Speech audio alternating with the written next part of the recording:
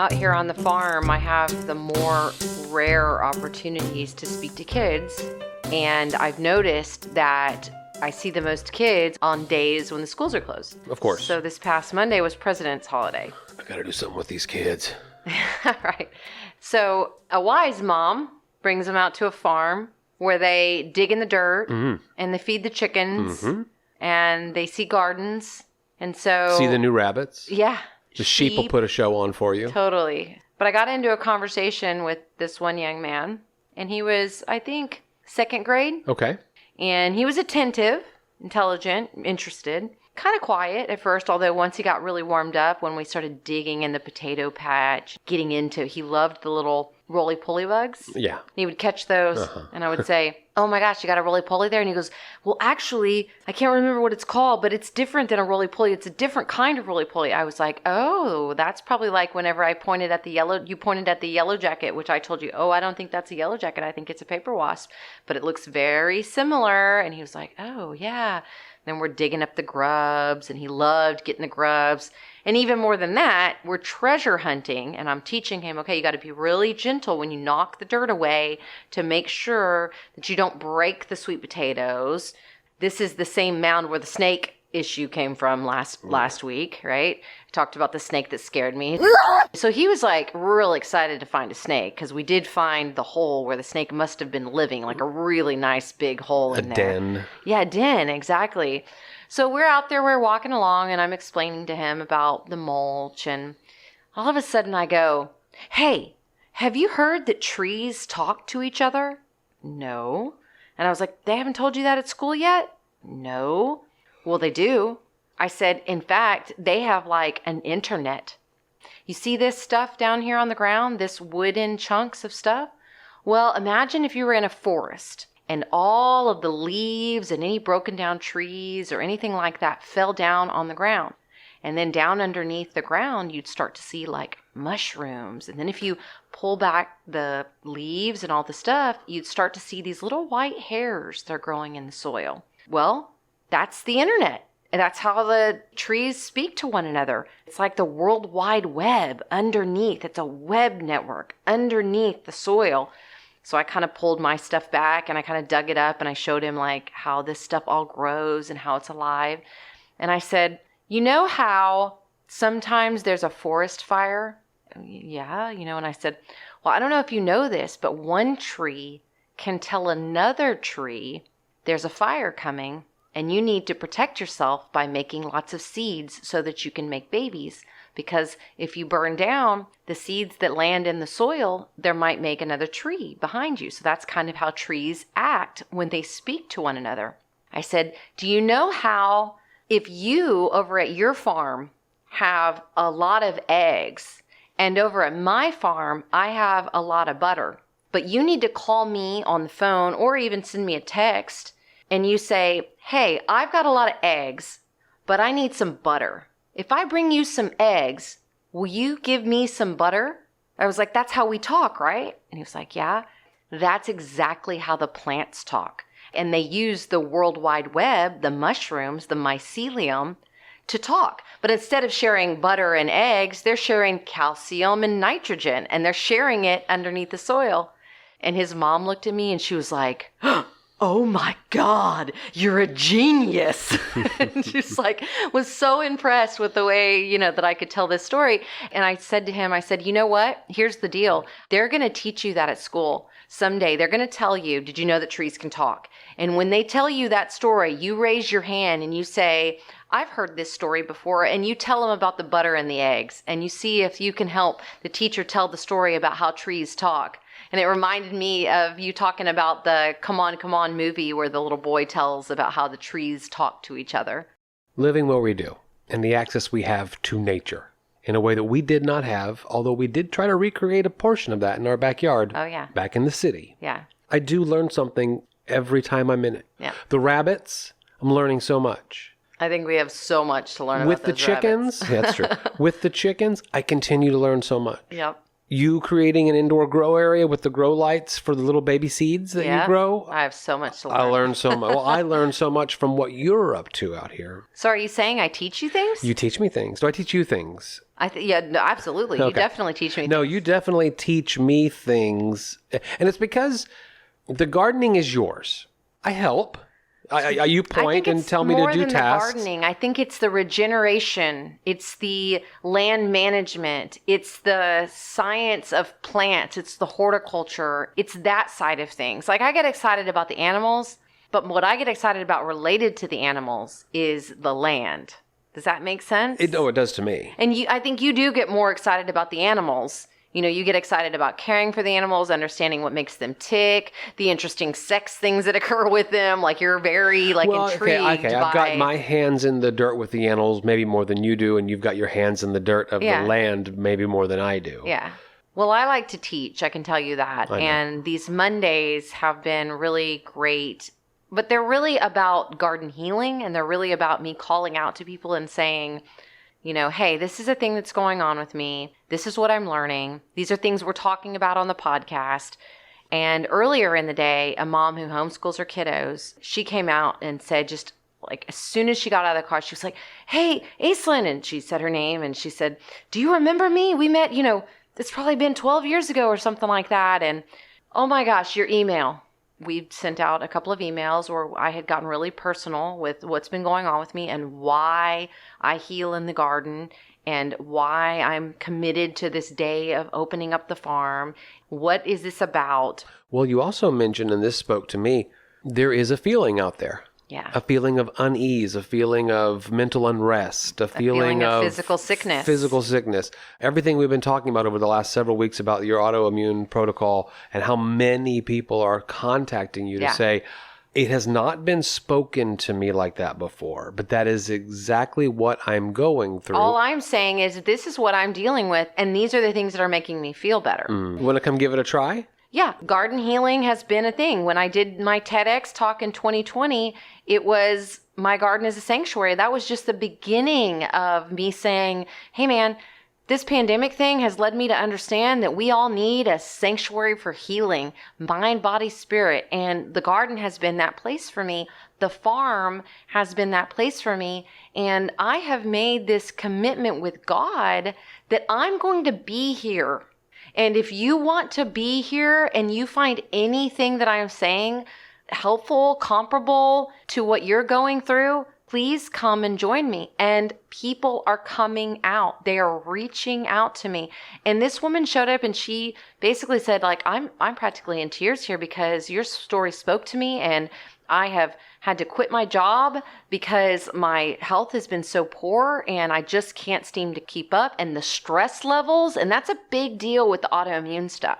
It's the stress that takes us down into the desperation point where we just cannot go any further. It's not just that we feel bad all the time. It's that we're so stressed out. We can't do our jobs anymore. We're sick. Our bodies are sick. We're mentally ill. We don't feel like we have any connection to what makes us feel inspired and joyful anymore. And it's a point of desperation that we just start looking for the answers. And all I'm doing is speaking my truth and doing everything I can in a way to be in wisdom and discernment, being in prayer every morning, doing my qigong, doing my daily spiritual practices, making sure that I get out and get the outside fresh air, sunlight, all those things that are the healing parts of the garden, and then sharing with other people what I'm doing and simply saying, number one, on Mondays, I'm here. Come join me. Number two, I'm doing lives on Facebook and on Instagram and on TikTok. I'm doing all kinds of stuff everywhere where I'm sharing this information. 2 days ago, I did a super long, beautiful live about weeding where I actually read a chapter in a book that was a fantastic read that just literally brought me to tears while I was alive.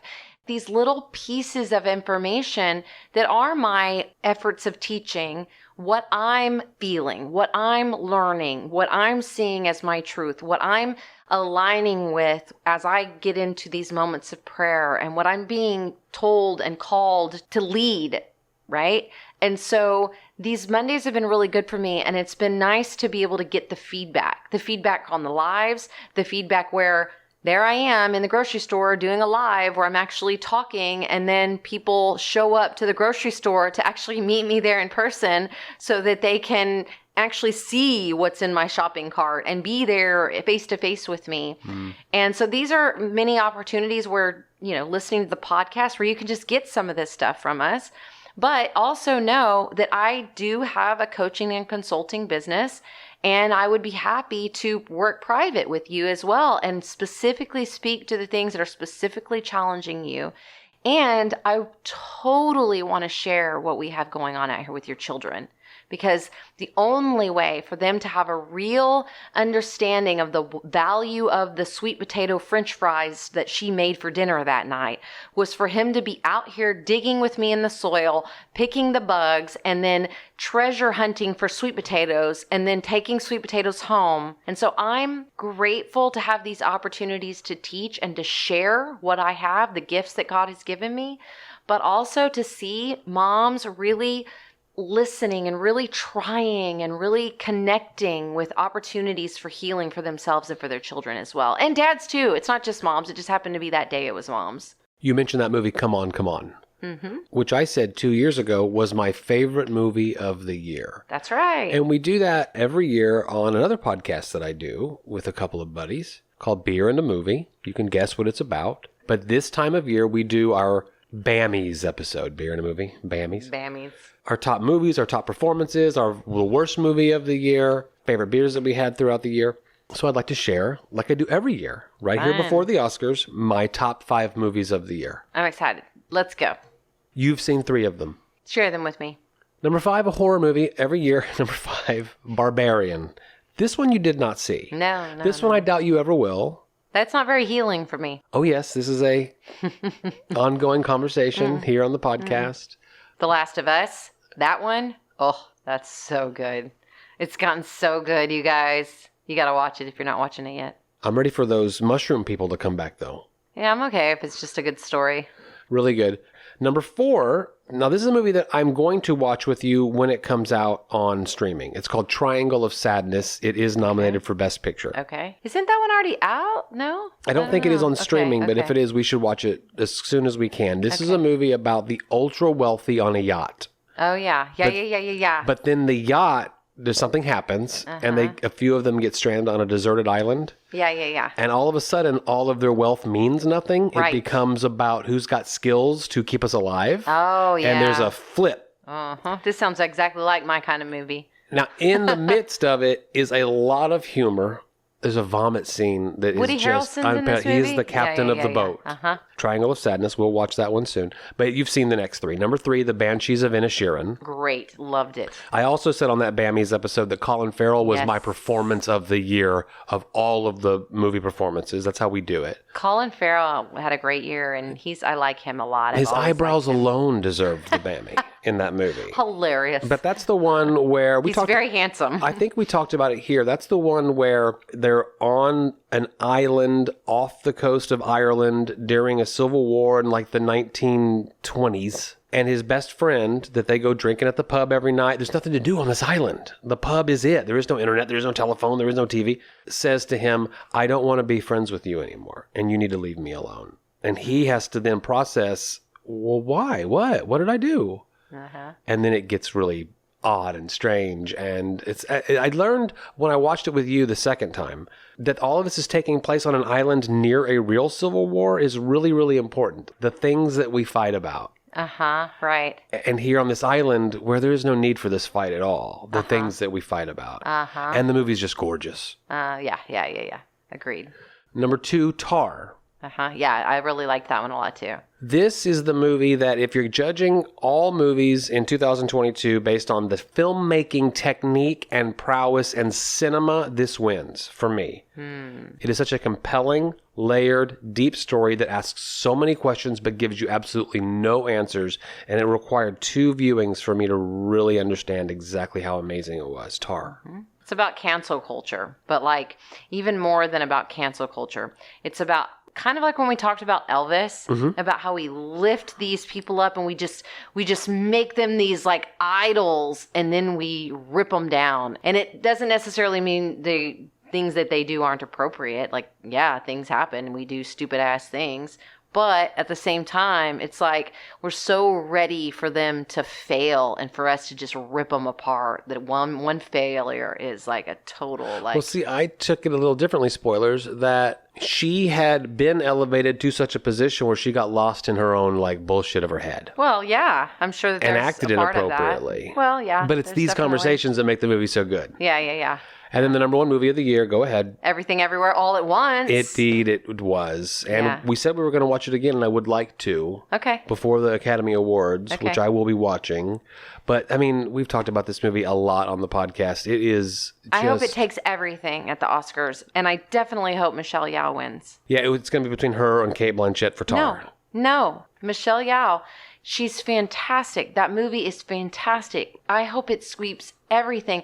And I love that there's another movie that could potentially sweep the Oscars, that so much of the like mainstream mass culture is like, that movie looks so ridiculous.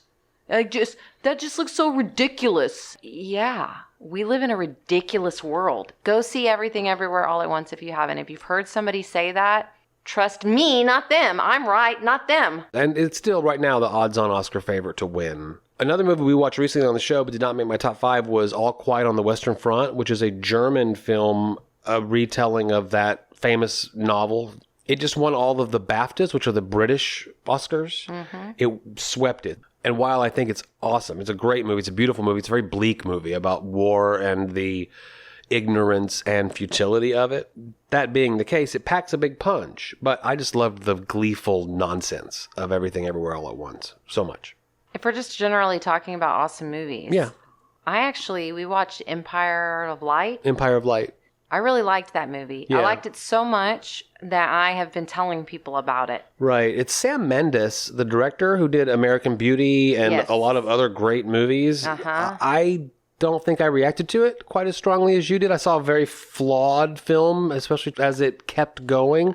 But I did like the setting, which is the entire movie takes place in a 1980s movie theater. But as I enjoyed I've dug through the content of it, as I've dug through the story. You asked, like, what's the point? Mm-hmm. And I was like, it has just unfolded for me in this great way. Like, he says kind of in the movie, what's the point? Or why? Why does this happen? Why do these things happen? One of the main characters.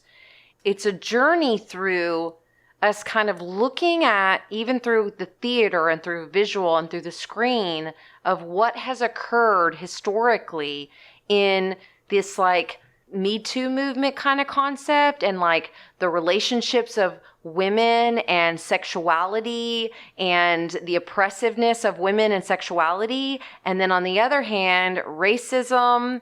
Why did these things happen to these people? And it's this concept of we're growing upon each one of these adversities. And that's been a part of the learning that I've been going through recently, is that we're growing upon the adversities. When you look at humanity, why did anybody have to go through anything painful forever? Mm-hmm. Well, it's because that's how we evolve as humanity. That's how we adapt. That's the system that the powerful put in place. Well, no, that's the system that evolution put in place. That's the system that life put in place. Nature does the same thing. Everything evolves upon adversity. Everything grows because it comes into a point of friction and then has to make a shift or something changes. When we have these types of adversity that has occurred, we can then within co-resonance say, yeah, no, we're not going to do it like that. The why is there's no way we would have ever even been able to understand that had we not seen what was happening and then been able to adapt and change and evolve and say, yeah, we're not going to do it like that anymore. We're going to do it completely different. We can't even know that something is bad, or we can't even label it as bad until we've been able to look at it and go, yeah, that's bad. We don't want that. We want a different way. And then we evolve in a different direction. And so as humanity during these lifetimes, we build upon each lifetime. We grow upon each lifetime. You saw the film part of it, the cinematic part of it. And I saw the story. I saw what the bigger picture of what they were trying to tell. And I don't want to tell you much more about it because then there's going to get into some spoilers in there. And the fact that they do it out of a theater so that it's like a play on our visual images of life and what has happened in these stories that we have told and the stories on history that we can look back on over and over again. I thought that was really interesting. It's been one of the ones that's been at the top of my list of like talking to everybody about. Listen to and your what's level. The name of that actress that always Olivia wins? Colman. Yeah. I'll watch anything she's in. She's nominated, right? For something from this movie? No. Oh, no. Okay. Now listen to that level of film analysis. You have learned something from me. Oh, shut up. Unanswered questions. Well, last week we nailed down the idea that salt is neither an herb or a spice. Rather, it is a mineral. And I was curious, are there any other minerals that we use in the kitchen, sprinkle onto food, add in the cooking process? Mm-hmm. No. Huh. Now, here's where I am with your entire autoimmune protocol journey. We did this during Whole30. We did this during gluten-free. We get past the, now what are we doing? Yeah. And we get past the, what can we eat, what can we not eat? And then we get into, what do I substitute for this thing that I really love that I'm not allowed to have? Right. And that's where we are. And not substitute it with a bunch of fake stuff. No. But like, how do we make it with the clean, good stuff that we can substitute and make it with? You had found on Thrive, the online grocery store, an all-purpose seasoning, like I called it Mrs. Dash, but AIP approved, a container of stuff that you can sprinkle on things as you cook. And I asked, well, what's in that? Yeah, because it's possible I can make it for myself. Prior to this, when I was just cooking free form, I could do anything I wanted to do. I've got this whole big spice rack available to me, and we can use anything we want to. Yeah. This contains Himalayan pink salt, garlic powder, onion powder, oregano, basil, and sage. Well, I could make that. Yes, you totally could. This is called AIP paleo powder, by the way. Okay. Then one came in the mail today via Thrive. Primal Palette, it's called. Okay. It's probably the same exact things. I probably just bought the exact same thing. Garlic, Himalayan pink salt, onion, oregano, thyme, and sage. A little bit different. All organic ingredients. Okay, so I'm gonna make these myself with my herbs that grow well this spring. Sure. And see what I can come up with and making some of my own AIP paleo powder herbs and salts and spices and things like that. Then we asked the question, if we're going to move toward being able to make you a pizza, is there such thing as AIP cheese? Some kind of cheese substitute. You're not allowed to have dairy. Have you looked up the mozzarella, the AIP mozzarella? Well, when you Google AIP cheese substitute, AIP mozzarella is the first thing that comes up. I just came across this the other day and I was like, what's this? I'll just quickly list the ingredients. I won't get into how we make it, but let's make this. Okay. Salt, Yay, pizza! salt, olive oil, coconut milk, nutritional yeast, apple cider vinegar, tapioca starch. I'll have to buy that. That's cassava flour. Then gelatin. Mm-hmm. This is the first recipe I pulled up. I'll look at several different recipes before I attempt to make this thing. But yeah, we're going to make some mozzarella cheese. OMG. And then I found this really handy-dandy article, swaps for all kinds of dairy. So for butter, you can use coconut oil. Yep. You I can do use that lard. in my baked sweet potatoes. For milk and cream, there's, of course, coconut milk, which we've used in a couple of soups. Mm-hmm. You can make your own. You can buy it in a can. But here are the swaps for cheese that are here. Nutritional yeast, like you mentioned before. But then you can make cheese from butternut squash, zucchini, cauliflower. Uh-huh. And they're using the vegetable, right? The starch of that vegetable along with your tapioca flour, nutritional yeast, gelatin. Same kind of concept, just using different vegetables as the root of it. Right. We have already found some coconut yogurt with no sugar added that you've swapping out for yogurt. Yeah, I made myself a yogurt with some little coconut sprinkles and some blueberries and a shot of honey, which, by the way, I have to say, we're going to get honey out of our hive this spring. The beekeeper came out today, and he said one of our hives is doing well enough for it to be harvested some honey in the nearest future. It'll be probably several weeks from now. Very nice. But yeah, we're about Imagine to have... the day where we get to taste our own honey. I am so excited because I want to know what my flowers taste like. I bet they taste delicious. Okay, now, I don't know if you saw the screen, but look at the bottom of this article. Ice cream. AIP swaps for ice cream. It is possible to eat ice cream while on AIP. It just involves making the ice cream using coconut cream instead of the traditional milk and cream. And there's 21 recipes for me here. Click and begin delving into the ice cream. I've actually looked at the store several times. The problem I always run into is that they always have sugar in them. Yeah. So it's like coconut. Oh yeah, I can, coconut yogurt or avocado, although I've been steering clear of avocado because I've found that I think avocado, which is one of the FODMAPs, is actually causing me a little bit of stomach irritation continued. So, but coconut, you could totally use that one.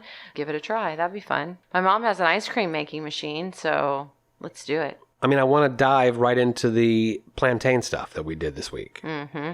Made plantain chips, which is simply slicing a green plantain, coating it with avocado oil or olive oil, salt, garlic powder, and baking them in the oven until they're as crispy. I got to work on it because they didn't get quite as crispy as I want them to get. Plus, also, you need to make a few more because I ate them all like immediately, Well, like eating one banana. I bought ate them all. I bought 3 plantains, and then I wanted to try the plantain crackers. This is in your food processor, taking your green plantains, coconut oil, salt, and garlic powder, whipping it up until it's creamy like hummus. It looks like a hummus consistency. Yep. Putting it in the bottom of a baking pan at an 1/8 inch thick, and then baking that whole thing. After 10 minutes, you use your pizza slicer and score it into the cracker shapes that you want. That's right. Put it back in the oven, then they start to shrink up, and then you just break it apart once it gets as crispy as you want it to. And they were like crunchy and good. And I was like, this is good, but there's something wrong with it. And I was like, I think this is bad oil. Well, coconut oil comes in 2 forms: liquid, like olive oil or avocado oil, and then also it looks like a shortening. It's like Crisco, but it's a solid coconut oil. I use the liquid. I need to use the salt. I just need to do that again.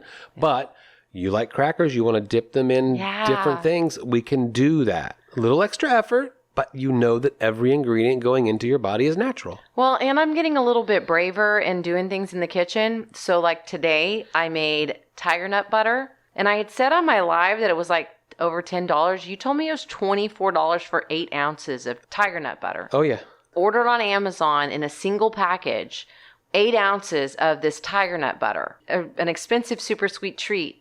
And then when he got it home, I ate it in like a week. Mm-hmm. And it's nut butter for people that can't eat nuts. Right. Tiger nuts are actually a root, okay? Which I'm curious about this so much that I want to see if I can grow it. Like, can I grow this root? Because I can grow a lot of roots around here. Let me see what I can do. Anyway, I bought the tiger nuts at Natural Grocers. Okay. I whipped that up in the Vitamix, which makes a flour. You can actually buy tiger nut flour, so you don't have to do the whipping. Then I put in coconut oil to make this 8-ounce container that cost $24. 1 cup of tiger nuts, a 1/2 cup of coconut oil, and then I sprinkled a little bit of cinnamon in there, and I made my own tiger nut butter. And what are you doing with the tiger nut butter? So think like apples dipped in almond butter, or bananas with butter drizzled over the top of them. If you want to add to it a little bit of carob sprinkled on top, so it's kind of a sweet dessert. Yeah, I thought you'd say you come in at night now with these platters of fruits covered and drizzled in tiger nut butter, and I'm like, okay, I'll take a little bit of that. Carob smoothies to tiger nut butter, apples, and bananas. It's really good, you guys, and I'm really enjoying it. And I'm not gaining any weight. I'm staying at that same level, but I feel super healthy. I feel way more, like my mind is way more clear. I'm feeling really good. I'm feeling really good. I'm happy about it. And we're just really getting started doing this and looking at what the different alternatives and substitutions for fun foods are. Spaghetti. We need some spaghetti up in this house. Well, and how last do you week, do spaghetti? I said I'm coming back this week having made Nomato sauce. It was so good, you guys. It was so good. It makes me feel like life is okay. As part of the AIP diet, you can't have nightshades, tomatoes. When you first get this list, you just think there's literally, how do you even make food without nightshades? How do you make food without eggs? What do you eat? Think about making a big pot of spaghetti sauce. What are you going to need? Garlic, onion, some kind of pork or beef if you want to do that. We did here. This is a classic Nomato meat sauce. But you think, you might think that you would put like some carrots. If you look at like a really good I always meat did. sauce, tomato sauce, a chunky it's going to carrot. have, some carrots. It's going to have lots of onion and garlic. But it's going to have some stuff in it. Italian seasoning, basil, maybe some red wine vinegar, the things you'd find, right, in a tomato sauce. But you're not going to find tomatoes. And when you make a tomato sauce, anyone that has knows that that's the primary ingredient. a couple cans of those crushed tomatoes, or maybe you blanch and peel a bunch of fresh tomatoes. No tomatoes. So what do you do instead? The bulk of this sauce, besides the meat and everything else I've already listed, are carrots. Grated in the food processor. That's not going to be a red tomato sauce, so how do you make it red? Beets. Yeah. This is how you trick your kids into not even realizing they're not eating any tomatoes. In addition to all of that, you're going to need a cup of butternut squash puree. So I put a butternut squash that we already had into the Instant Pot, made it into a puree. Nutritional yeast, lemon juice. Now you do your onion and garlic the way that you normally would. Then you add those grated carrots, your broth, and you simmer it until the carrots are completely cooked. Now, you can use canned beets. I didn't have canned beets. I used fresh beets. So I put those in here at the beginning as well so that they would get cooked. I like fresh. Then once those vegetables are simmering, you're going to brown your ground pork. Now, we just skinned a whole pig and ground up 15 pounds of pork. So I've got plenty of ground pork. You're going to brown that, set it aside. When the carrots are soft, I take my immersion blender and I until it was all nice and smooth. Then add your meat. Add your Italian seasoning, add your nutritional yeast. I've already added the red wine vinegar and the butternut squash puree. Now, even in your head, that may not sound like anything that's going to resemble a marinara, but it did. It's so good, you guys. It was delicious. Yeah. Now, someone told me, because I brought those out, because on Mondays I share food, and, I encourage people to bring their own BYO, right, for the Monday lunches that are at noon every Monday. But I also bring out things. So I brought out some of the pulled pork that you had made, all AIP approved, right, which we're wrapping those up in coconut wraps, and we're putting pickled okra and pickled onion down inside of that and having these delicious bites of pulled pork. But then in addition to that, I went ahead and pulled out the pasta and put some of the sauce on it and let those ladies taste it. And one of the ladies like, oh, this is really good. It's a little bit sweet. And I was like, okay, yeah, it's got the squash in it. So that might have made it a little bit sweet. I like mine. I added a little more salt to mine than you might have. That might I can pull back that puree. Made a difference. No, I don't know that it was bad. I just think that because I like the sweetness a little bit, I thought it was fantastic. And not only did we eat it there, but we got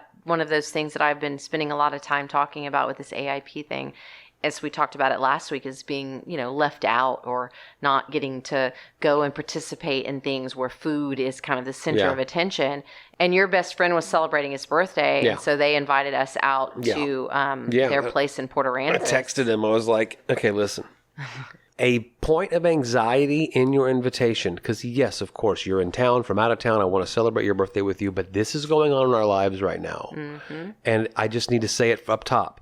Anything you want to cook, we can't eat. What are you talking about? Doing this thing, very restrictive. However, I'm learning all kinds of amazing dishes and substitutions. So why don't y'all order for your family anything that you want? I'll join you in that, but I'll take care of Aislynn's dinner. But I brought over enough stuff to make a huge, delicious salad filled with a lot of things that you grew. From the garden. That's fun. And this leftover Nomato sauce and another box of the AIP-approved pasta that I'm telling you, if you're using boxed pasta... Jovial, grain-free, it's the way to go. Well, I was just going to say, it's very difficult to tell a difference between it and a box of Skinner pasta. It's really good. And we were able to eat that on the side of the pizza that they got.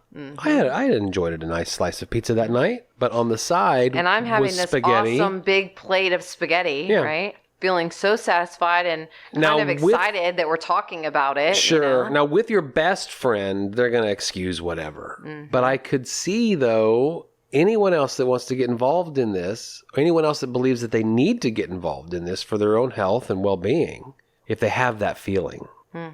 It's challenging. It's challenging. But we liked it, and it was nice to be able to share it. The food, like we let other people taste it, and they liked it, and we left them some so that they could eat on it a little bit. Well, they asked for it. Can we hold a little back for us? Yeah. So part of me getting a lot of feedback from a lot of people tells me that there's a lot more people interested in this. Without a doubt. It's actually kind of surprising to me, like how many people are, we'd like to know a little bit more, especially as we're coming across good food.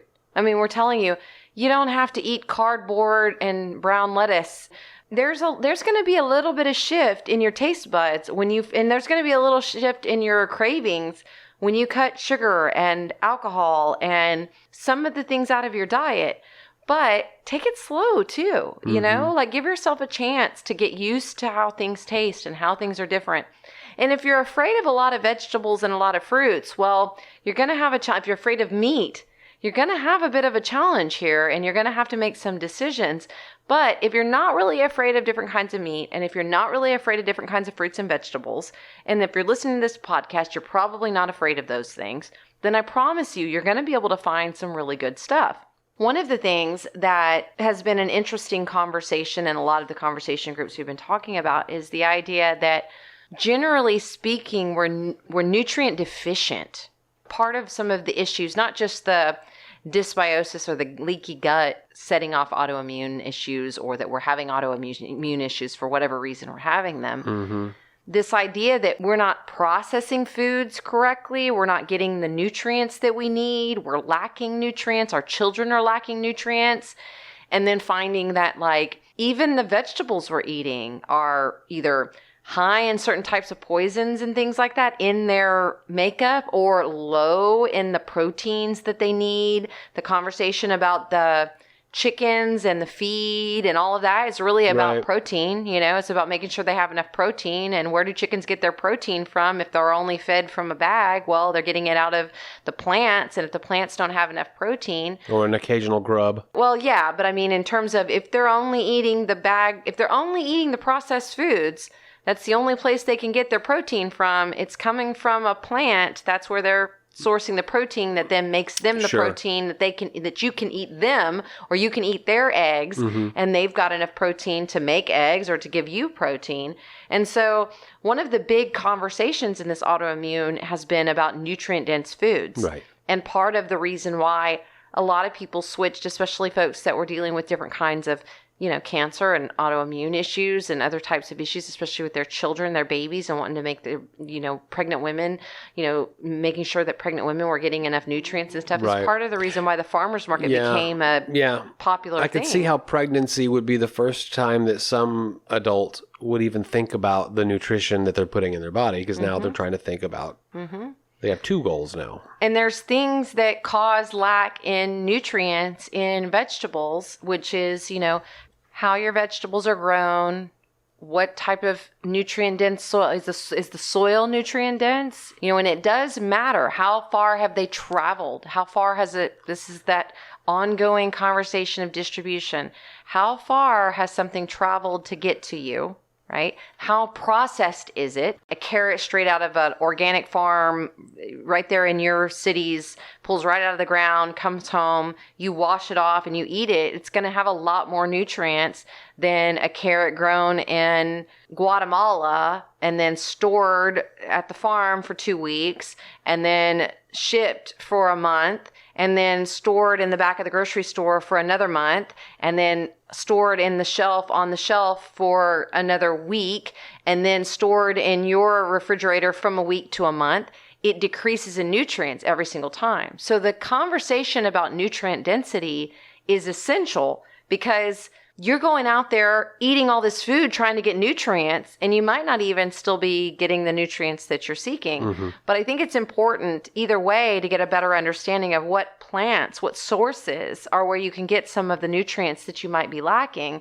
This also gets me thinking about the idea of doing the testing, which we've talked about on past episodes, where you looked up one time in an unanswered question, like a company where you can send off and have tests done on your body. For all kinds of different things. Yeah. So you could have a test to know, like, do I have high levels of vitamin A? Vitamin D is the one everyone's always talking about.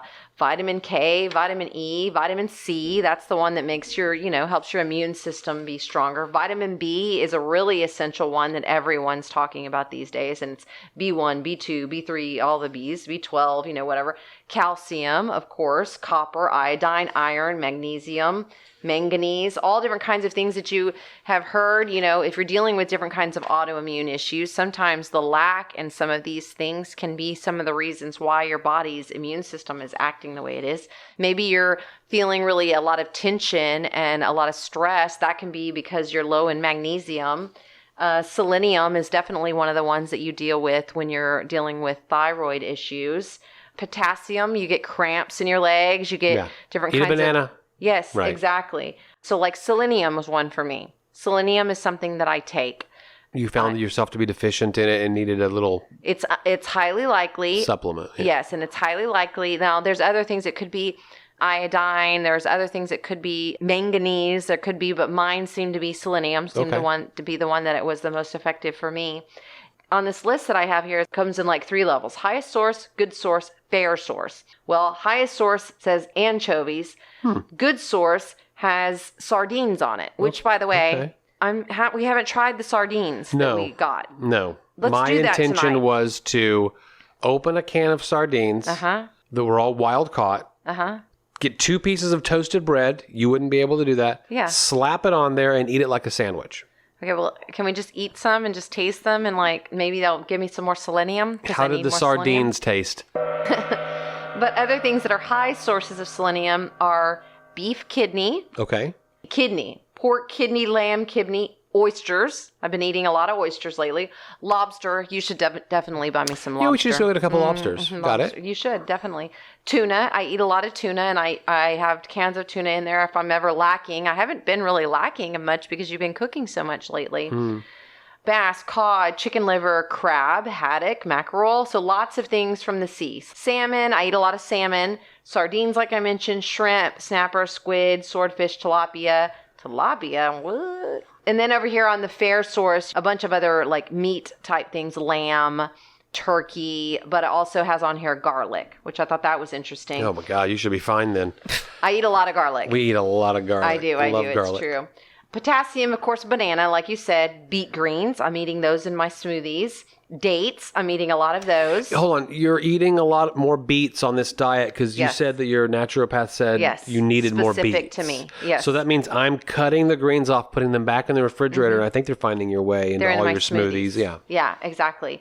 Dates, I'm eating a lot of those. Durian, no, we're not eating that. Dates are the best. Dates are the best. They're very good. Durian's that stinky fruit, right? I think so. I haven't had that yet. I've never had that. I haven't tried it. We could go to the Asian market and buy us a durian. Man, let's eat the sardines for now. Plantains, of course. Prunes. I did buy a little container of apricots, plums, prunes. I don't even know, a few different things. And I tried to eat one, but they were kind of slimy. So instead, what I've been doing is throwing them into my smoothies. There you go. And that sweetens up my smoothies a little bit. Spinach, raisins, taro, and yams. So that's going to be like your sweet potatoes. And then there's other things, like if you look at this list of fair source is got, Brussels sprouts, broccoli, carrots, cauliflower, and then on the good source, like tuna, more sardines. Are we still on selenium? No, this is potassium. I'm with you. Yeah. Okay, so let's see. Let's look at another one, vitamin D. That's one everybody talks about. Go get the sunshine, right? That's the number one highest source. Make sure you get your sunshine. And everybody I've talked to about this is like, there's no way that the average person can get enough vitamin D just by spending time outside. Especially now with our lifestyles. Exactly. Most people don't spend enough time outside. Even me, I cover a lot of my body up because I'm down in the dirt. And you're out there for a long period of time. Exactly. So I'm just getting sun like in my arms and on my face, and you need to make sure that you're getting it from other places too. And of course, take some time to really get some sunshine, lay out in the sun, stuff like that. But that is literally the only highest source of vitamin D is the sunshine. Oh, interesting. Shows you how important actual sunshine is. Shows you how important it is to not keep yourself covered all of the time, that you need sunshine. Well, just be smart about it. Mm-hmm. Okay, here's what I know about vitamin D. Milk should be on there somewhere. That's added vitamin D. And they're adding vitamin D to milk. No. I see. Mm-mm. You could eat it in your catfish, caviar, fish liver, herring, oysters, pastured pork fat, sardines, shrimp. So lots of fish, it looks like, things that get fish. Naturally have vitamin D. Let's see. Vitamin C, that's another big one that a lot of people talk about. Now, if you're eating broccoli, Brussels sprouts, blackberries, cantaloupe, and kale, you're getting a lot of vitamin C. That's high sources of vitamin C. You also can get vitamin C from apples and beef spleen and beef thymus. If you're eating all the offal, the glands, if you eat all of the animal parts, then you're going to be getting a lot more of these nutrients that you need. It's a reminder that at our farmers market, one of the meat vendors does have an awful OFFAL. Mm-hmm. added ground beef. It's ground beef. Yeah, that's right. But they added a little bit of the offal to it. Have you bought some of that recently? No, I think Let's he do hasn't that. had it, but let me ask him next time I see him. That's a good point. That's our friends over at Turkey Hollow. Yeah, they're great. And the reason they started doing that is because some of the moms in like the La Leche Homeschool League moms, or yeah. homeschool moms that were talking about needing to get more of that in, that's a good way to do it. And if you look at these lists, this is the reason why. Of course, oranges are good in vitamin C as well. Strawberries, plantains, Let's see. Milk. Well, here's the interesting thing. Dairy's not on this list. Of course not. Because this is the autoimmune protocol list. I'm with you. Right? So dairy, eggs, things like that might be high sources for other people They're that not could on the list use that it. you're They're not looking going to at. be on this list that I'm looking at. I've got such a hippie concept rattling around in my brain right now. Uh-huh. Okay, I remember when you said that you went to Kauai, there were feral chickens. Yes. And I'm sure that some of those feral chickens found their way to a neighborhood where they get fed. Yes. But feral chickens or feral animals are let loose on this earth. And the earth provides to them everything that they need. Yes. Okay. Yes. Okay, so it's making me think of a conversation we just had with your parents. After our crawfish boil last week that we talked about, where you and I grabbed some crawfish from the bag and boiled it a different way than the typical crawfish boil that your parents do, which is using a store-bought crawfish seasoning. Mm-hmm. Every time I've ever had a crawfish boil with you at a restaurant or here, that's what we eat. Yep. Well, after, I guess, maybe your parents saw us do what we did, someone over there turned the package around and looked at the ingredients. So yesterday morning when we were... Mom listened to the podcast and heard us specifically talking about it. Sure. And so I think she wanted to investigate. Like, okay, well, let me look at my package. Right. So she turned that package over and saw monosodium glutamate in the powder. And then your dad turned Which causes me to have migraine headaches, which I was still having migraine headaches. And it couldn't be just that. I'm sure it's in other places that I'm eating it too, but it's definitely a trigger. Right. And then your dad turned the liquid boil that he uses around and saw all kinds of stuff in there that he didn't like. Mm-hmm. If almost you're surprised. If you're thinking, he said, they must have changed this. Yeah. And they probably have found some cheaper way to give it to you. Forget that you can't have nightshades and you can't have nuts right now.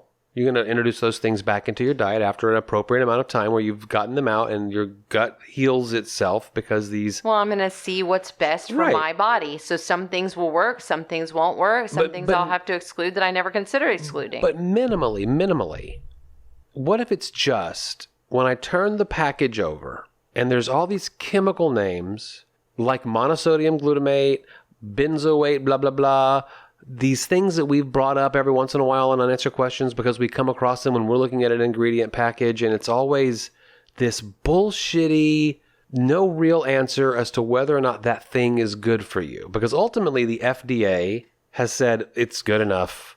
Or natural flavors, meaning there's a proprietary notion that KFC doesn't want to tell you what's in their 23 herbs and spices, so they just get to say natural flavors, but within natural flavors means things that they don't exactly have to tell you. I'm not picking on KFC. I'm just using them because they... Why?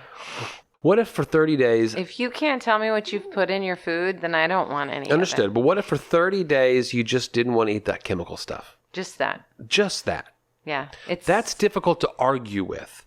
However, we do argue with it because... It's almost impossible. It's so hard to do. It's so hard. And you're also addicted to... It is ubiquitously present in everything offered to us to eat. Why do people put monosodium glutamate and stuff? Because it's got a craving, like it actually... It's a food enhancer It's a food enhancer. Triggers it actually like your cocaine brain. Yeah, exactly. That's why you want it. It tastes so good. I have to have it.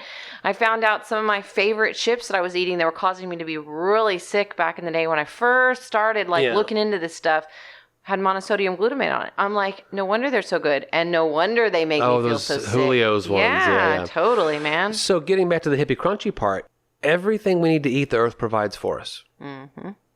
Then we enhance it, air quotes, for ease of distribution. Ease of distribution. Shelf stability. Cheaper ingredients. Or because of the shelf stability they were trying to create, they were actually making people sick. And so then in order to make it shelf stable, they had to pasteurize the shit out of it, like basically scald all of the real taking all the food nutrients out that you think you're drinking. And then they have eating. to add the nutrients back into it again, which now it's literally not food the anymore. thing. Yeah. It's not even food. If you look at the cellular makeup or the makeup of how the stuff comes together, it's not even food anymore. And I guess that's like the moral of the story, is that what we've been talking about now for a good long while, systems and how the systems are broken, is that the food system in just these journeys that we've done in the last 6-8 months, Whole30, yeah. your gluten-free journey, this, it's talking about ultimately a broken food system. And no one wants to hear that, because to solve it seems impossible. And to solve it at the personal level seems impossible or expensive, or it's a weird little catch-22 that we're in. I don't get behind this. To solve it at a personal level is impossible. Like, I just don't. No, I know that you don't. That's what we're saying, talking about today, is that we're finding the substitutions to make the diet as rich and fun and beautiful and vibrant and healthy as possible here at our home. What I'm saying is that what can I do? I can take care of me. Yeah. That's it. Yeah. I can take care of now, to the point of seriously looking at the idea that we can't grow enough grain to feed 7.9 billion people if we don't use glyphosate.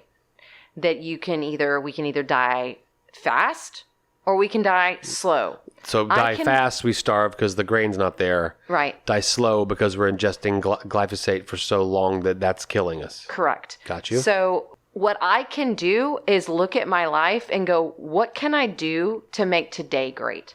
It's all the things I'm talking about. It's the going out to the free farm and visiting a farm, and a woman that is willing to talk to your kids about awesome things and enjoy the day and get the vitamin D and walk around and get some exercise. And then she's going to hand me some sweet potatoes that are good for me. And I can try out some new recipe that I've heard my friends on a podcast talk about, or I can, no, we can't do everything. And you gotta bite one bite of the elephant at a time. Yeah, and this whole like hippie crunchy thing. This is a great point of conversation, because the crunchy world is starting to be too oppressive. Every bottle you drink out of, the fact of the matter is that since World War I, the federal government has been allowing us to be poisoned. And it gets progressively more with every day of engineering that goes by, with more improvements of what things are made convenient for us. And consolidation of power over the food system by fewer and fewer larger companies. But everything, like all the poisons that are allowed, all the different types of plastic bottling, all the plastic containers that everything is wrapped in, we don't even know all the things that are happening. And that's part of the concern with this, like, I've got to do everything perfect. You can't do everything perfect. There's no way that you can avoid poison in the food that you're eating, and you can avoid, and you can avoid, and you can avoid. You can't. Because you know what you're going to do instead? You're going to make yourself sick. You know how you're going to make yourself sick? From stress.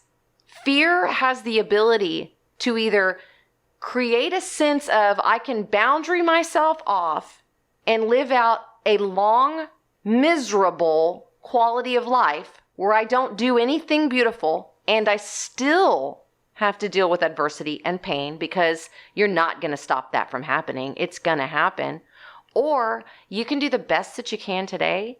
Be grateful for all the adversities that are coming into the world and all of the things that you're learning and all the people you're sharing with, and make the steps today that you can do today. And when you get to the point where you know without a doubt, you hear that voice of discernment, the wisdom, the voice of, I'm going to call it what I call it, the Holy Spirit is speaking in your ear and telling you today's the day that you're going to give up sugar.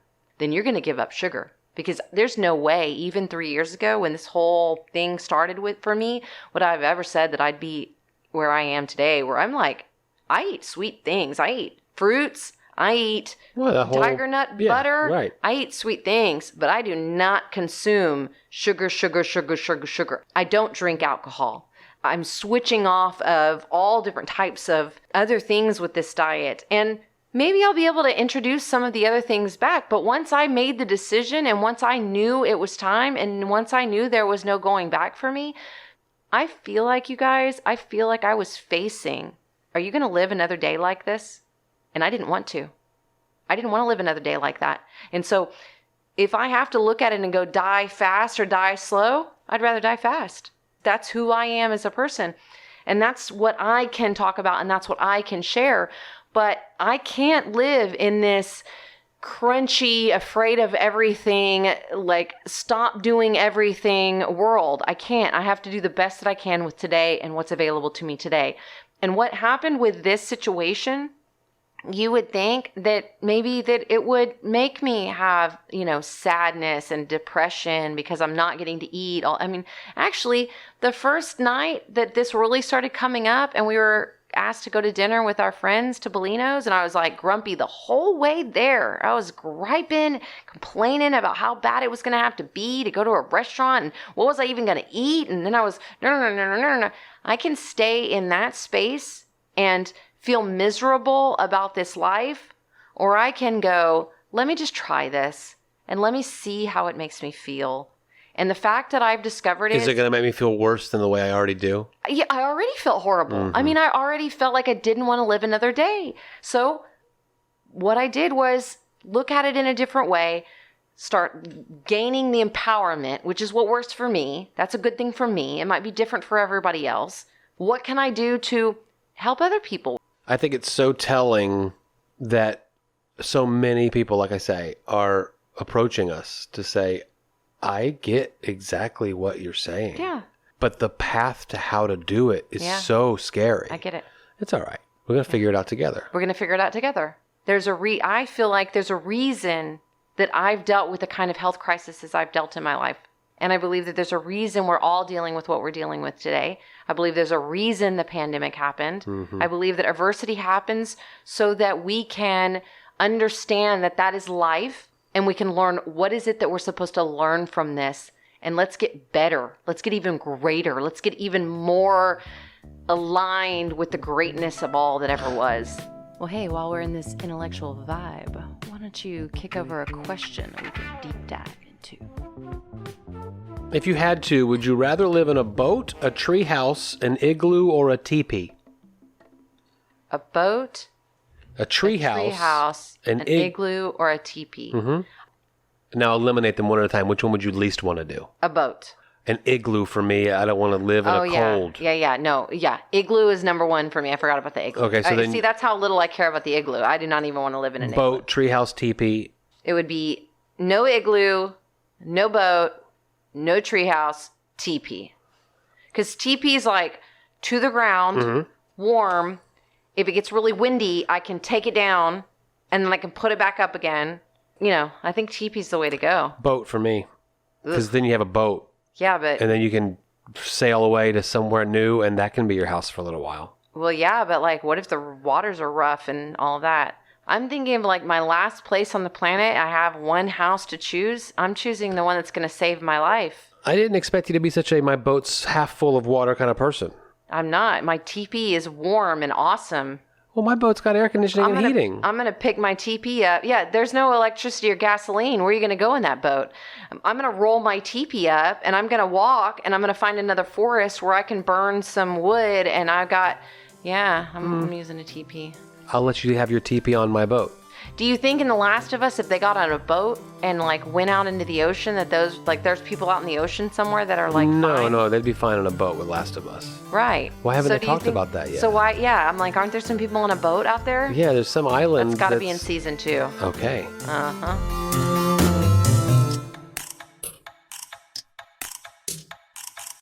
I'll let you have your teepee on my boat. Well, thank you so much for listening to another episode of Dinner Table Talks. We will be back next Monday with a fresh episode. In the meantime, hit us up on social media, send us an email, DM us, whatever. We want to hear from you. And we hope that you're enjoying the episodes as much as we enjoy creating them for you.